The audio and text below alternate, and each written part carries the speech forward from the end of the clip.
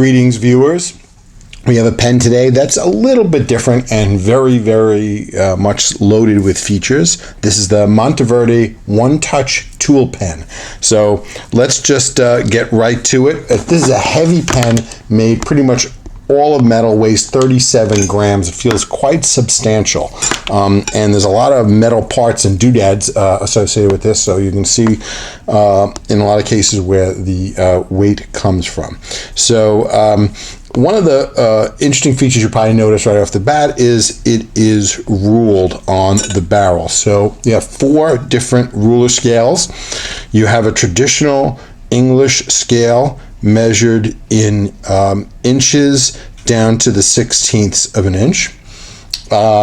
Then you have a metric scale measured in centimeters and millimeters. And then you have 2 other scales that I'm not terribly sure what they're useful, but this is a metric scale measured in 2/100ths of a meter.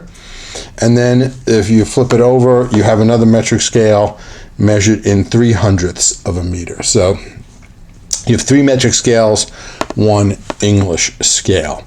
It also features a bubble level, which is not the most useful bubble level in the world because you cannot see through it. I mean, to do a bubble level properly, it should be open on both sides so the light can go through it. This doesn't work that way, so it makes it a lot less useful. I would have been happier if they either got rid of, I mean, this is a 6-sided pen, so there are 2 sort of blank sides, one side with the clip, one side with the bubble level. Maybe they should have just moved the clip to the side opposite the bubble level and then move the bubble level down a little bit so it could be open on both sides. That's what I would have done if I was designing the pen, because like I said, the bubble level is not the most useful tool with it closed off like that. The clip itself is pretty nice. It's a fairly traditional clip, but it is nice and springy. The end of the barrel has it says Monteverde Onetouch tool, Monteverde USA Onetouch tool on the side. Has a little bit of knurling here, just a very small amount, and then it has a rubber tip for using a phone or a tablet. Let's see how well that works. You can see that this works quite well in lieu of your finger if you want to navigate around your phone. So this stylus tip actually works pretty nicely. If you then unscrew the stylus tip, what you get is a screwdriver, 2 kinds. You have a flat screwdriver, and if you pull this out and flip it around, you have a Phillips screwdriver on the other end. These are very small screwdrivers, like for doing eyeglasses and small computer repairs and electronics and things like that. You certainly don't want to be doing carpentry or anything like that with this pen. If you turn it over on the other end, what you have is the cap, and this gets to my second big complaint with this pen after the lack of a see-through window on the bubble level, is the fact that this cap comes off and it takes about a little less than 2 turns to unscrew. And this is a tiny little cap that's actually a little bit slippery even, and this thing is going to get lost. It does not post. There's no place to put the cap. This is probably the most losable cap of any fountain pen that I've ever seen.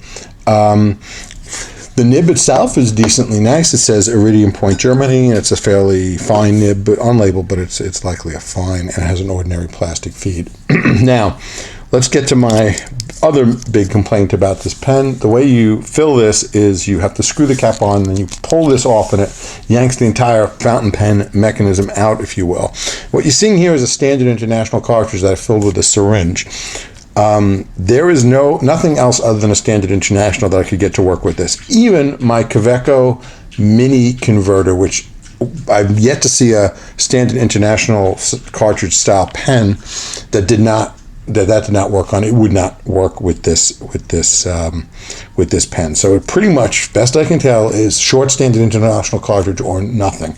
And the way you put this back is you line up this red arrow with the flat side that has the clip, and you just simply push it in, and it's sort of held in by friction. That actually works okay, but it would have been nice if they just engineered it a little differently, that you could take a converter. So far, 3 decent complaints with this: the way the bubble level is made, the size of the cap, and the way the filling mechanism is made. But I will say, in fairness, this feels like a well-made pen. It feels like a nice, decently made tool, which to a large extent is what it is. It's a decently long pen. As you can see, here it is compared to a Lamy Safari and a Pilot Metropolitan. As I said before, 37 grams, pretty heavy, substantial pen, pretty much metal everywhere. So that's where the weight comes from.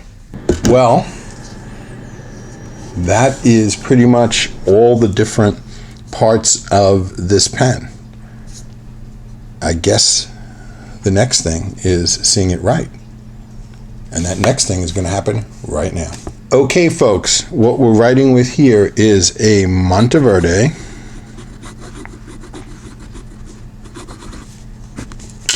Onetouch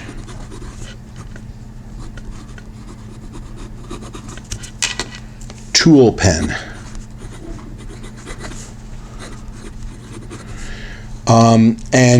Other than the fact that this nib is a bit too fine for my taste,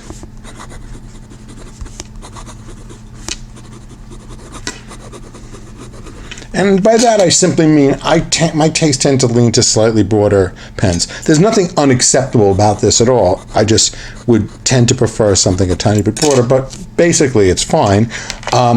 Literally, both. It's fine in terms qualitatively and literally.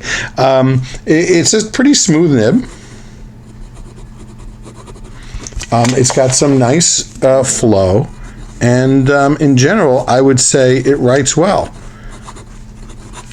I was actually a little pleasantly surprised when I first put nib to paper with this, because there were a couple of other things about this pen that I wasn't happy about, and that kind of almost lowered my expectations about how well it was going to write. But I have to say, it does write pretty nicely. It is not a soft nib or anything like that, so you can obviously squeeze this minute amount of line variation out of here, but by no means is this a flex nib.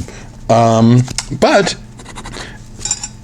it definitely writes well. They make this pen in rollerball, ballpoint, and pencil versions, and I have to be honest, if you're going to buy this maybe as a gift or something for someone who's like really into like tools and things, I would think the pencil version might actually be the most practical and useful one, because they could actually maybe use this for like maybe doing some sort of carpentry and like marking things or something like that. I think the fountain pen is probably, obviously as a fountain pen enthusiast, I like the fountain pen version, but just in terms of overall practicality for what this thing is in its totality, I think maybe the fountain pen version is probably the least practical of all of them. The fountain pen kind of pushes it really into novelty territory almost. But be that as it may, I'm a fountain pen guy, and this is a fountain pen, so there you are. Take that for what it's worth. Oh, one thing, by the way, if you do get the pencil version does not come with the bubble level. I'm guessing because standard pencil leads would be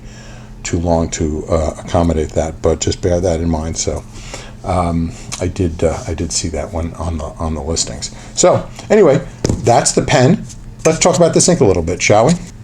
Okay, so this has got a pretty long name, this ink. So this is from the Birmingham Pen Company. So this is Birmingham. Albert Einstein.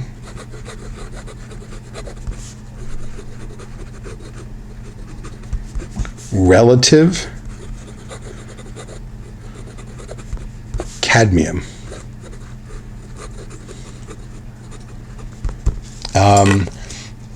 This comes in nice little bottles from the Birmingham Pen Company. I've always been pleased with what I've gotten from them. These are relatively well priced, etc.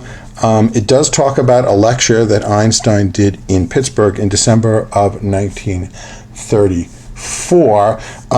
So normally Birmingham names their inks about famous people, places, and things relative to Pittsburgh. There wasn't an obvious connection between Albert Einstein and Pittsburgh, so I did look up this visit to Pittsburgh that Einstein made. So he visited Pittsburgh between late 1934 and early 1935. He actually gave 2 lectures, one at Carnegie Tech, which is now part of Carnegie Mellon University, in December of 1934, and then very soon after that, in January of 1935, he also gave a lecture at the University of Pittsburgh, which apparently those lectures were among the first significant lectures that Einstein ever gave in English, which is kind of interesting. So that is sort of a little bit of the history behind this. And again, Birmingham does a very, very nice job. I've always been very pleased with products from them, and their ink selections are nice and, again, very well priced, good packaging, good service, etc. So always pleased with what I get from Birmingham. Now, this ink in particular, this is a kind of a, to me, this is a apricot.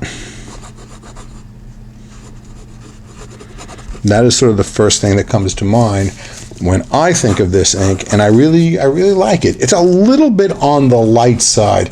It's actually photographing a tiny bit darker than it looks, at least to my naked eye. So it definitely is a lighter colored ink. So just fair warning, if you do get this, don't be surprised if it's a little lighter than you expect. It's fine for my, for my taste, but if you're very, very touchy about your inks being particularly light or not, just bear that in mind. But it is a very, very pretty color, and I really like it.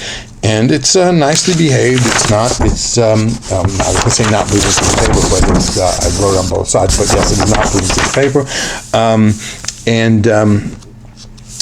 It is, it's not smearing or anything like that. A nice, well-behaved, very, very pretty ink. I do like it quite a bit. I think these bottles are only going for about $5 or $6 now, so good deal if you want to pick up. And Birmingham makes a lot of really nice colors. I've covered a few on past videos, and I have a couple more that I could show you on future videos as well. So nice ink from Birmingham. And again, this color is nice. Again, these sort of various shades of orange. I've started to appreciate them a lot more lately, so maybe we'll have some more orange inks in subsequent videos. Well, I think that will do it for this video. As always, I hope you enjoyed it. If you did, please subscribe. Please leave comments. Please give thumbs up. And I thank you so much for watching. And as always, have a good day. Bye-bye.